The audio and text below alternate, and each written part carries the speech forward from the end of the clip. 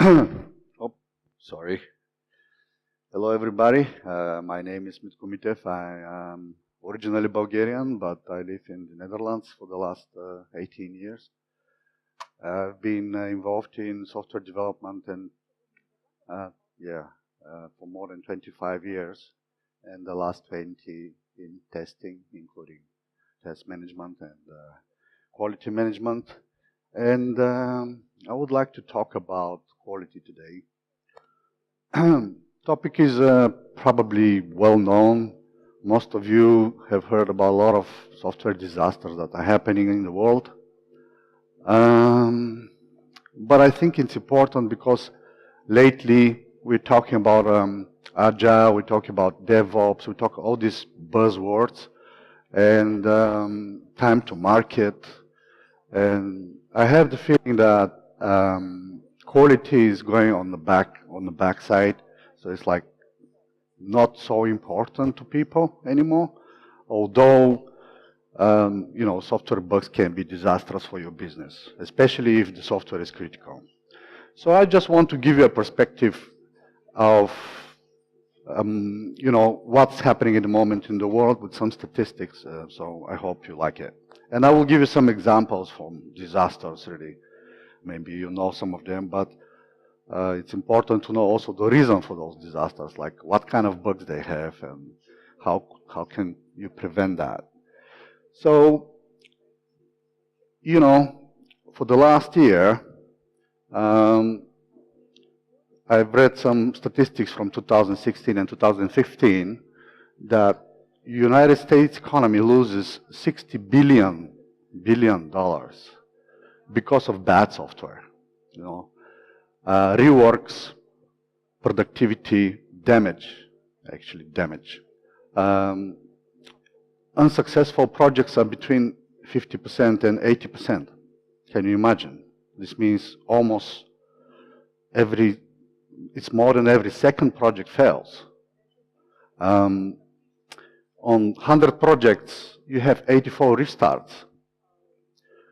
You probably don't believe me, but these are official statistics. I'm not coming up with these numbers. So faulty software bug can be annoying, but also, it can be very expensive. It can damage your reputation, and it actually can be deadly for people. As I say, you never make jokes with people's life and people's money. So when you're in those kind of industries, you have to really be careful how you test your software and what the quality of your software is. Am I talking too fast, or do you want me to slow down a little bit? Okay, sorry. All right, some numbers from 2016. You see, everywhere in internet there are stories about failures, software failures. 550 almost are separate and really real stories about software failures, and more than 350 companies are directly affected by the failures. So this means they lose money, they lose reputation, some of them even went bankruptcy. So if somebody tells you software quality is not important anymore, you can tell him that he's so much wrong. It's ever important, software quality nowadays. So from those 500, 400 are software bugs plus. Some usability glitches that restrict you from using your software. So they call it glitch. That's the new term for a bug, more fancy, And of course, some security issues. So we're thinking that we're getting better with developing software. Well, think again. We are going actually worse than previous years. You see, almost in every industry, failures are actually more than before. That's scary,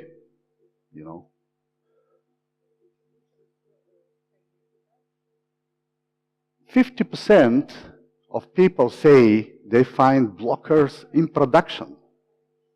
Sometimes, but still, in production, a blocker or critical bug that can destroy your business. 50% of the software has blockers on production. Can you imagine? Some of these bugs can lead to disasters. So I'm going to give you some examples of disasters during the years. Maybe you've heard of some of them, but still. You know the Ariane 5 explosion? It destroyed itself in 33 seconds after the start. Why? Because they tried to save 64 bits information in a 16-bit format. So it caused overflow, and the missile destroyed itself. Loss, $8 billion. Yeah. You can say nobody died. It's a lot of money. Yeah. We have similar case with the observer on Mars that crashed because of wrong trajectory.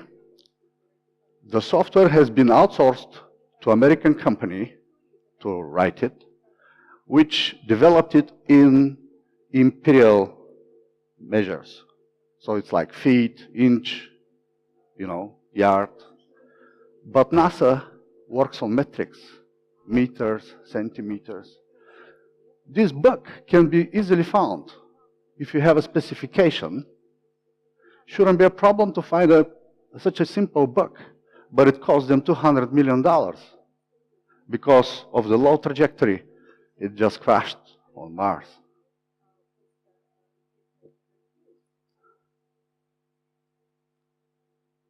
It's not only space, radiation in medical.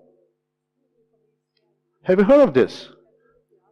There was a software that controls the dose of radiation you get during treatment. And there was a bug that actually went up to 100 times more radiation you get than normal. Lots of people died. A lot of people were also overdosed, and some of them are still alive, but you don't know. It's a radiation, And you say, okay, that's probably long years ago, 30 years ago, but actually it happened again in Panama 10 years ago. It's like 7 years ago. Again, wrong software, medical software for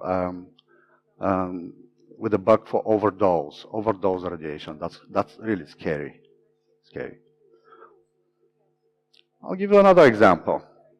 Electricity in the United States. You see here? A couple of states, sorry, no electricity for you. That's because of race conditioning. It usually happens when different threats want to use the same piece of code or same piece of data, then it's called like race condition.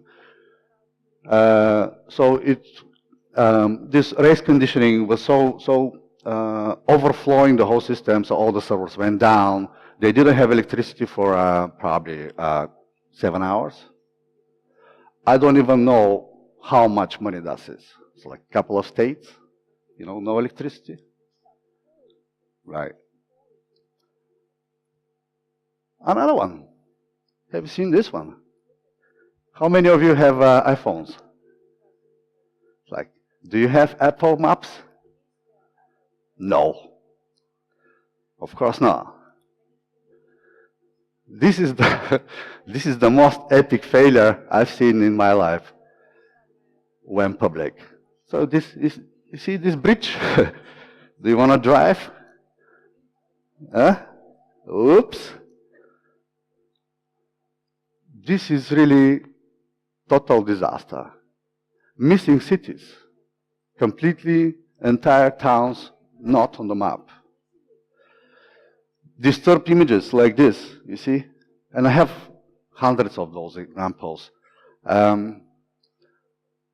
Clouds over the maps.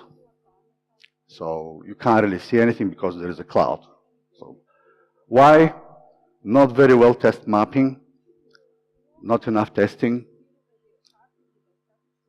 What is the loss? Everybody is laughing at Apple, especially Google, of course. They're so happy. So no more Apple Maps. So Google Maps only. And that's not so far ago. It's like 2012. Let me see. Have you heard about Black Monday? Black Monday. $500 billion loss. I guess for this money, I can buy my country. Or I don't know. Because of bad law testing. People started selling, trading shares. There was a rush. A lot of trades were flooded. System couldn't keep with it. Went down. Everybody blind. No investor can do anything. The top 500 companies lost 22% of their capitalization on that day, just for one day. $500 billion cost because of not good testing. How about that? And there is another one. I like this one. Capital Night Capital, sorry. How to go bankruptcy in 45 minutes. Capitalization of the company, $1 billion. Okay? There is an algorithm in this software that you have a bid and ask price. If you want to buy something, you make a bid. If you want to sell something, you asking price. So usually, asking price is higher than bidding price. So some smart developer turned it the other way around. So you're basically selling cheaper than you're buying.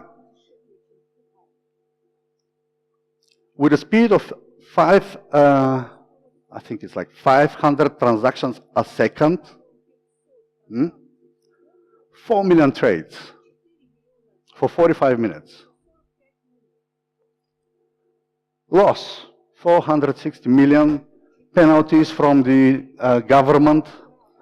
Eventually, the company closed the doors. They just went down. Somebody bought them for funny money, it's like $1 or something. So there is no net capital anymore. And that's all for one piece of not tested software installed on one of their production servers.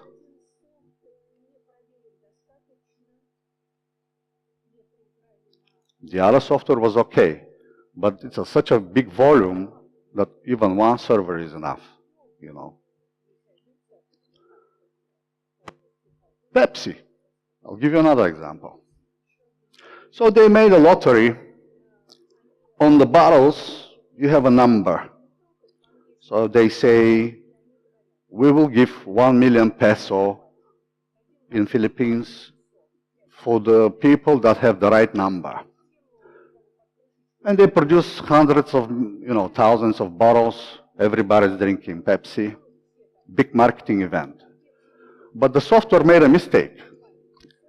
When you have a lottery, you based on probability. So probability, the least number of numbers should win. But actually the software did the other way around. So 500,000 people went to Pepsi asking for 1 million peso. And Pepsi obviously said, we're not going to pay. We're not going to give 500,000 people 1 million peso. It's crazy. But then everybody started doing civil suits, criminal suits, because people claim, we won. We have the right number, 349. It's here. You have to give me 1 million peso. Pepsi refused to pay. They were actually, it was like a revolution. It's like people were burning trucks of Pepsi. They went to the plant. It was like a fight there. Grenade killed 3 people just because of one computer bug, I don't think you will find this in Well, maybe you'll find it in the internet. I think Pepsi did a very good work of covering it up, but it was really bad, just because of one bug. I also organized a conference. It's called C-Test, and it's this year was in Sofia at the end of September. So in the middle of my opening speech, there was this huge news everywhere that all the check-ins are blocked. Have you heard about that? That was just a couple of months ago. So 125 airlines couldn't check in people. So all the airports were blocked, full with people everywhere. Gatwick, Hampstead, Sofia was also affected. Amsterdam, everywhere. All the airlines blocked because of one piece of software. The system is called Amadeus, and they usually use it. It's a Spanish company, so it's a really good software. For many years, I think they have it like already 30 years. They use it, but now it's a cloud solution. Well, a bug in the cloud made the whole system completely blocked. So nobody can go home. Nobody. I don't know the estimated loss. Maybe they can calculate it airline by airline. The airlines know how much they lost, but as a global effect of one bug, it's huge. It's extremely big. What more can I give you? We can talk forever about disasters and problems with software. Everybody knows about Pentium that couldn't do the floating division. Mariner space probe also went completely out of his trajectory because the developer changed one sign. Instead of minus, it was plus in the formula. So the trajectory was totally off, and they had to destroy it above the Atlantic. Patriot missile, a lot of people did because the Patriot system is about facing Scud missiles when they come, but because of the delay of the software, it never went up, and that Scud went there and killed everybody. So lots of people died. AT&T, even in the games, we have some huge problems. World of Warcraft managed to put a virus that they couldn't sustain. So went to all these different kingdoms and worlds, affected everybody, and they lost a lot of money.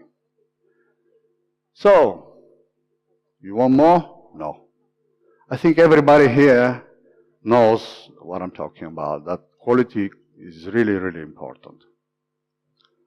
But why then they want to get rid of testers and the QAs? If it's so important to have a high quality product, why people always say testing is too much, we have to find more developers, but testers are too much and stuff like that.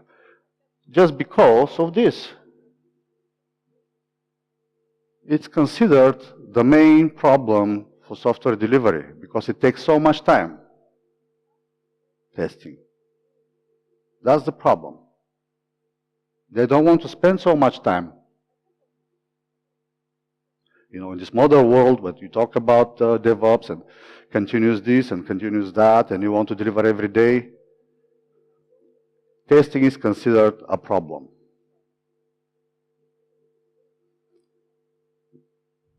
By managers, not by us, of course. We like testing. So DevOps, okay, this is the new trend, combination of agile methodology and DevOps practices. So they have these values that they talk about. It's a time to market, high quality, and company effectiveness. It's all right. See, we still have quality here. And if you look at the picture, yeah, we still have testing. So how come then they don't want to hire QAs anymore? I know a company that said, and it's a big company, everybody here working for SAP? No. Good. So I can tell the story. So they stopped hiring QAs. Why? Because everybody goes DevOps. Okay. SAP, huge company. 1 year later, I'm calling them and say, okay, how's it going? Is it good? Is it better? DevOps? We're still on Dev. Ops is not yet here, but we really have serious problems with quality. Okay, so what are you going to do about it? Well, everybody is DevOps now. It doesn't really matter how you call it. You need people to test, to make sure your software has a high quality. You can call them ops, you can call them princes and princesses, whatever, kings, queens. It doesn't really matter how you call it.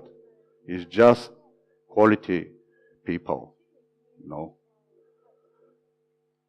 So it's full with this, you know, if you go to internet, you'll see how DevOps will kill QA, how QA is not anymore needed. Well, my answer is no. And I've done this, a similar presentation 1 year ago, and it was still no, and now it's still no. I don't believe DevOps will make a big difference when it comes to testing. Of course, we have to adjust. Of course, we need to change some practices, but quality assurance people will always be needed, always. Why not? Because people say in DevOps everybody's doing everything. Well, that assumes that everybody understands quality assurance and software testing. In the real world, not everybody has expertise and experience in software testing. And also half of the processes are still not there. You know, the word is out and DevOps is going to be implemented in many companies. But, you know, we still don't know if that's the right way to go. Some people say it's good only for startups, but it's not good for big corporations because it's a bottleneck. I don't know. Maybe they're right. I mean, if I'm looking at the example from SAP, yeah, DevOps is probably not the right software development methodology for them. They are writing different type of software. It's a big package, complicated, very complex ERP systems and other tools that they have. I'm not sure DevOps is for that kind of project. Do you want, if I'm a manager, do I want SAP to deliver a new version of my ERP every day? No, I don't. I'm not going to install it. Even if they deliver, I will not install it because it's a critical for my business. It's a business critical application. For critical applications, maybe DevOps is not the right solution. I'm not against DevOps, don't get me wrong. I like it. I mean, come on, everybody's doing everything. It's going to be fun. But when it comes to mission critical or business critical or safety critical applications, think again. Maybe it's not the best idea. You know, there are projects in European Space Agency where the budget for testing is 3 times bigger than the budget for development. So 300%. Because it's important not to have bugs. Zero tolerance for bugs. Zero free. Of course, we need to adjust. I mean, the way the testing was doing before, maybe now it's a bit different with the agile world, with DevOps. We need to shift a little bit our role. Obviously, manual testing will be a hold up because if you want to deliver every week, you can't really do manual testing anymore. So test automation is a must. But don't forget, test automation is just at the moment, it's automation of the execution only. Right? You have other phases in software testing, like preparation, analysis, how to prepare better test cases. And they say, okay, developers will do it, especially if it's a test-driven development. Yeah, okay, let them do it, but do they know how to do good test cases? No, they don't. So who's going to teach them how to do it? QAs. So maybe our role will be in the future how to teach people, how to advise on good practices, not only on the product quality, but also on processes quality. How to, cooperate and coordinate the developers when it comes to software testing and test cases. Yeah, we will change, for sure, but we will stay. So nobody can say QA is dead. That was it for me. Thank you.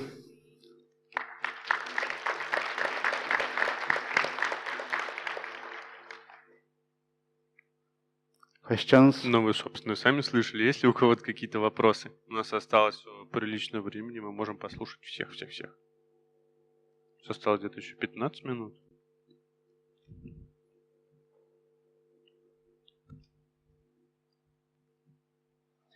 Hello, thank you for good discourse. And my question is some kind of philosophical, maybe, because don't you think that we will get more and more applications and devices with some kind of errors because we are some kind of guilty as a consumers because we want to have it faster? Yeah.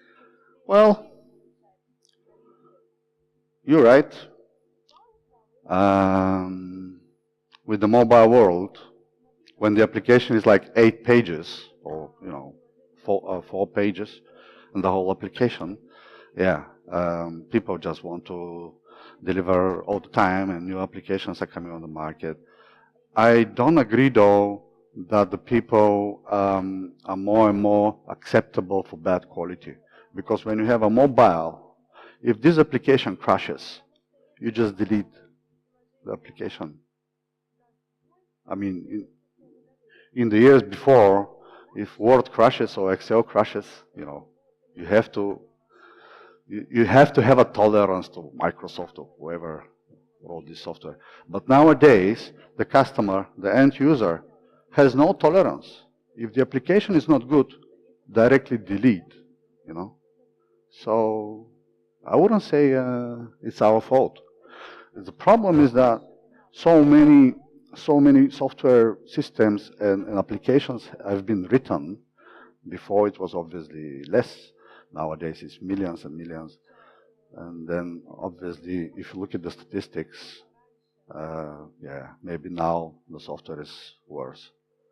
But that's because of the volume of the software systems that we have.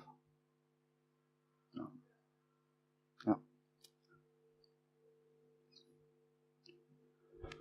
Hi, my name is Valentin. Thanks for a great speech. Continuing the topic from mobile. Mobile is already the past. Today we have like new interfaces, chatbots, voice interfaces. How do you think will it have a significant impact on testing at all?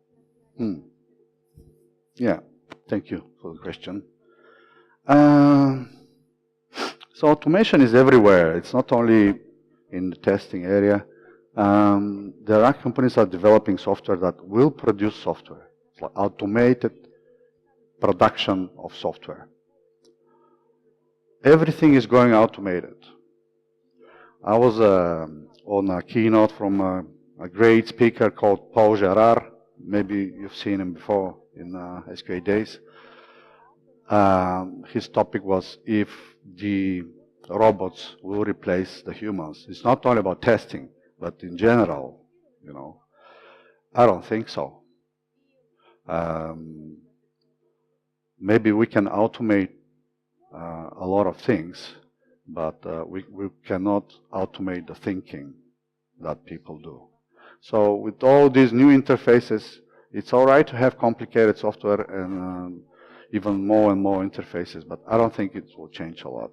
Not in next 20 years, let's say. I mean, One day, artificial intelligence will be a fact, but not in the next 20, 30 years. So, yeah. Thank you. Может быть, кто-нибудь еще назрел? Нет, никого? Okay. Ну, я думаю, тогда нет смысла вас тут держать насильно 10 минут. Хотя я могу, конечно, но я не буду. Вот, тогда мы, наверное, отпустим Мить аплодисментами. Thank you.